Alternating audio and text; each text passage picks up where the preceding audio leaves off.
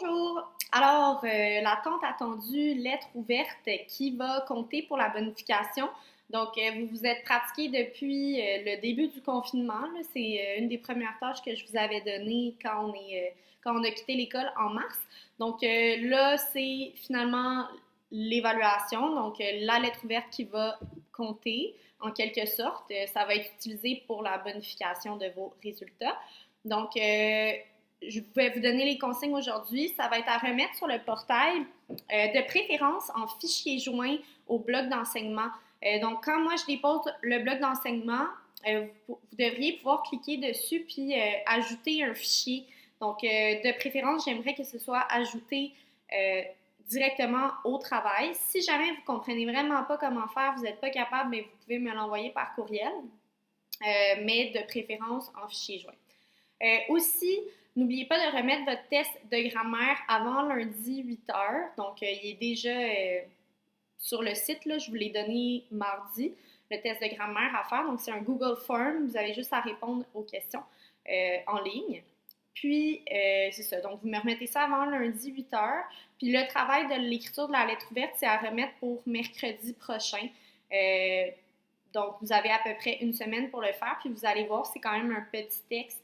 C'est pas un texte, une lettre ouverte complète, là, si on veut. Donc, je vous donne les consignes, puis après ça, je vous fais un petit rappel de la méthode de correction à utiliser lorsque vous écrivez un texte, peu importe quel type de texte. Alors, les consignes, si on regarde ça ici, donc, vous avez deux choix d'introduction, OK?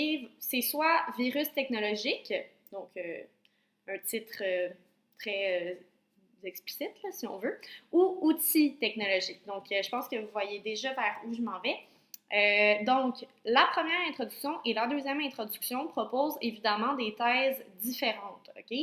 Donc, vous, ce que vous devez faire, c'est choisir l'introduction qui convient le mieux à votre thèse par rapport à la question. Donc, c'est vous qui donnez votre avis, mais en vous basant sur une des deux intros. Ce que ça veut dire, c'est que vous n'avez pas à rédiger d'introduction. L'introduction, elle est déjà écrite pour vous, OK? Donc, la première, je la lis avec vous, c'est virus technologique. Donc, de nos jours, la technologie occupe une place importante dans notre vie. Cependant, l'usage de celle-ci n'est pas sans risque. Il est donc important de se poser la question suivante. Les nouvelles technologies représentent-elles un danger pour les jeunes? Je crois qu'elles sont dangereuses puisque leur omniprésence est très négative sur la santé physique et psychologique des jeunes. Donc, ici, la thèse, c'est qu'on croit que les technologies sont dangereuses pour les jeunes. Puis, un des éléments de réponse, c'est que leur omniprésence est très négative sur la santé physique et psychologique des jeunes. Donc, ça, c'est un peu le premier aspect que je vais développer dans mon texte, OK? Donc, si vous choisissez cette introduction-là, bien évidemment, c'est cet aspect-là que vous allez devoir développer. Donc, c'est le fait que leur omniprésence est très négative sur la santé physique et psychologique des jeunes. Donc, quand vous allez développer votre paragraphe, bien, il va falloir parler de la santé physique et psychologique des jeunes, puis de l'impact qu'ont les technologies sur ces deux formes de santé là, chez les jeunes. Donc, évidemment, votre argument, ça doit être basé là-dessus. Ça doit être celui qui est présenté dans l'introduction. OK? Vous ne pouvez pas me parler d'un autre argument nécessairement. Donc, deuxième introduction, puis après ça, je vous donne les consignes pour le paragraphe parce que c'est la même chose, peu importe l'intro et la thèse que vous choisissez. Donc, la deuxième introduction, notre titre est différent, c'est outils technologiques. Ça va comme suit. De nos jours, la technologie occupe une place importante dans notre vie. Cependant, l'usage de celle-ci n'est pas sans risque. Il est donc important de se poser la question suivante. Les nouvelles technologies représentent-elles un danger pour les jeunes? Je crois, au contraire, qu'elles sont des outils de communication et pédagogique extraordinaires pour les jeunes. Donc ici, on voit que la thèse est complètement différente. Cette personne-là est plutôt... elle ne croit pas que les outils technologiques soient nécessairement dangereux, elle croit plutôt que c'est des outils. Donc, l'argument, c'est que c'est des outils de communication et des outils pédagogiques extraordinaires pour les jeunes. Donc, c'est ce qui doit être développé dans votre paragraphe si vous choisissez cette intro-là. Okay? Donc, votre argument doit être basé sur le fait que c'est un outil de communication puis un outil pédagogique extraordinaire pour les jeunes. Donc, si on se fie aux consignes, vous devez choisir l'introduction qui se rapproche le plus de votre position à vous et composer un paragraphe de développement dans lequel vous allez développer l'argument qui est déjà présenté dans l'intro que vous avez choisi. Donc, je vous rappelle la structure du paragraphe argumentatif. Donc, avant tout, j'ai un organisateur textuel. Premièrement, deuxièmement, tout d'abord, suite. Après, j'ai la présentation de l'aspect puis l'explication. Donc, évidemment, je vais représenter mon aspect qui est déjà dans mon intro, puis je vais l'expliquer, cet aspect-là. OK? Comment je vais l'expliquer? Bien, avec des procédés argumentatifs. Donc, je vais donner des exemples de situations dans lesquelles les technologies sont des outils de communication puis des outils pédagogiques. Je vais donner des exemples des faits négatifs sur la santé physique ou psychologique. Je vais donner des citations de personnes qui sont expertes dans le domaine. Donc, je vais utiliser des procédés argumentatifs pour développer mon argument, pour venir lui donner un peu plus de poids. Ensuite, je vais personnaliser mon texte, donc avec des marques de modalité, évidemment, puis des marques d'énonciation. Donc, je veux interpeller mon lecteur, je veux montrer que je donne mon avis, donc j'utilise des auxiliaires de modalité, du vocabulaire connoté, tout ça. Donc, ça, c'est à travers votre paragraphe.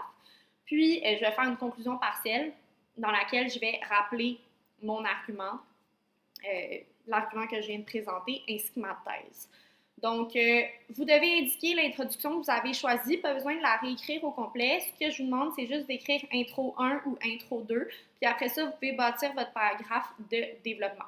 Aussi, je vais vous demander de m'écrire une petite conclusion, parce qu'on n'a pas pratiqué ça nécessairement. Donc, conclusion, je vous rappelle que c'est un organisateur textuel, encore une fois, ma synthèse, donc je rappelle ma thèse, je rappelle mes arguments, encore une fois, puis une ouverture, donc un nouvel argument qui pourrait être présenté par rapport à la question, une nouvelle question qui est directement liée à celle-là. Donc, vous m'écrivez une petite conclusion également. Donc, votre texte devrait avoir 2 paragraphes, un paragraphe de développement, puis une conclusion. Ici, je vais changer le nombre de mots, là, ça dit environ 135 pour votre paragraphe. Puis, dans votre intro, dans votre conclusion, ça devrait être environ 50 à 75 mots. Pour vous corriger, même technique que je vous avais montré la dernière fois. Donc, on surligne d'une couleur tous les noms, puis on effectue les accords dans le groupe nominal.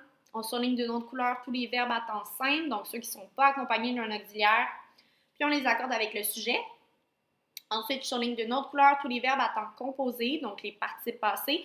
Puis, dépendamment si c'est l'auxiliaire être ou avoir, j'effectue l'accord, le bon accord. Puis ensuite, je souligne tous les mots dont je ne suis pas certain à 100% de l'orthographe. Donc ça veut dire que vous ne seriez pas prêt à parier, mettons, votre main, que le mot s'écrit comme ça. OK? Si vous avez tort, vous devez couper votre main puis me la donner, là. Donc, posez-vous la question, est-ce que je serais prêt à couper ma main et à la donner à Mme Deschaines si j'ai tort, ou est-ce que je vérifie le mot dans le dictionnaire? L'enjeu n'est pas le même, là. Donc, vérifiez. Puis, finalement, j'ajoute les signes de ponctuation là où c'est nécessaire. Donc, une relecture de mon texte avec les signes de ponctuation. Souvent, il y en a qui vont oublier de mettre un point en fin de phrase, une majuscule. Des fois, en faisant la relecture, vous allez vous rendre compte que votre texte, vous avez des phrases qui sont beaucoup trop longues. Un truc que je vous donne par rapport à ça, c'est de relire votre texte à partir de la fin, phrase par phrase. Donc, on relit sa dernière phrase, après sa phrase d'avant, son avant-dernière phrase, etc. Donc, je lis mon texte phrase par phrase, mais en partant de la dernière. Comme ça, juste en regardant vos phrases individuellement, vous allez pouvoir tout de suite voir s'il y a quelque chose qui cloche. Donc, voilà. C'est pas mal tout. Ça, c'est un exemple de ce que ça devrait donner, là, la méthode de correction. Donc, j'ai pris une phrase avec des erreurs dedans. Donc, mes noms sont surlignés en mauve. Puis, il y a quelques mots qui sont soulignés aussi. Donc, en mauve, c'est les noms. En jaune, c'est les verbes à temps simple. En vert, c'est les verbes à temps composé. Donc, dans la phrase suivante, de plus les activités sportives, activités, je peux me dire que ça ne s'écrit pas nécessairement comme ça. Je ne suis pas sûre à 100%. Je ne suis pas prête à parier ma main, je le vérifie. Effectivement, ça ne s'écrit pas comme ça. Les accords sont corrects, sportifs et les sont bien accordés avec mon nom, donc ça fonctionne. Entraîne, qu'est-ce qui entraîne? C'est les activités, donc troisième personne du pluriel. L'accroissement, c'est un nom. Je le vérifie pour être certaine, c'est correct, il est bien écrit. de plusieurs facultés. Plusieurs, ça prend un S, donc je corrige ça. Faculté, je vérifie. En plus, c'est un nom, donc je vérifie les accords dans le GN. Qui peuvent, qu'est-ce qui peut? C'est les facultés, donc je l'accorde comme il faut. Nous aider, ER, donc nous battre. Dans la vie quotidienne, je vérifie le mot. Donc, sur votre texte, ça devrait ressembler à ça, là, votre brouillon, quand vous corrigez. Évidemment, moi, je corrige seulement votre propre. Mais si vous voulez éviter de faire des erreurs, ben, c'est pas mal la meilleure technique, là. C'est pas mal infaillible. Posez-vous des questions, puis corrigez votre texte comme il faut. Donc, ça, c'est à me remettre d'ici mercredi prochain sur le portail, là, comme je vous l'ai expliqué précédemment. Donc, si vous avez des questions, vous pouvez venir en récup tout à l'heure, donc jeudi, ou m'envoyer une question sur le portail. Donc, voilà, bonne journée, puis bonne rédaction.